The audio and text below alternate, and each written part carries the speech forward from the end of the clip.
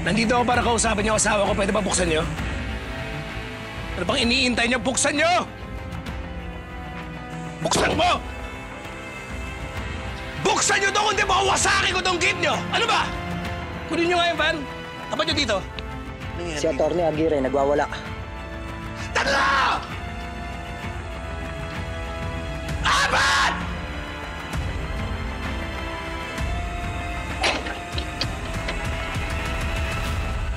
Attorney.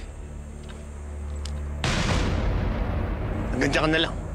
Brandon, nandito ako para kausapin yung asawa ko. Gusto ko siya makita. Pwede ba? Dating asawa, attorney. Well, ayon sa batas, mag-asawa pa rin kami. Kaya pwede ba paraanin mo ako? Karapatan ko makita asawa ko.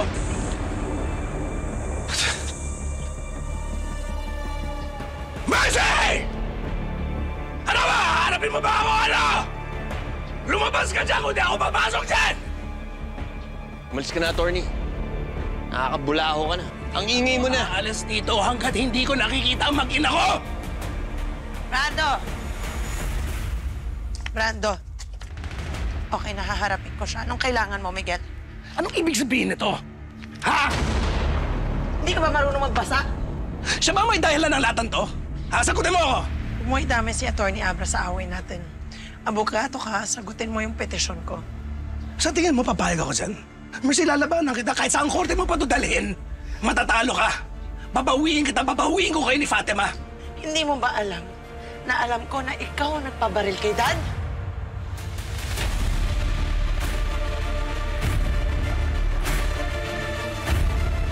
Wala akong asawang kriminal.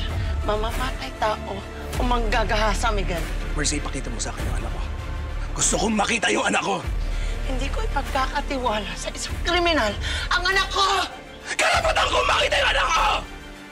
Ako yung ama ng bata eh! Hindi mo anak si Fatima!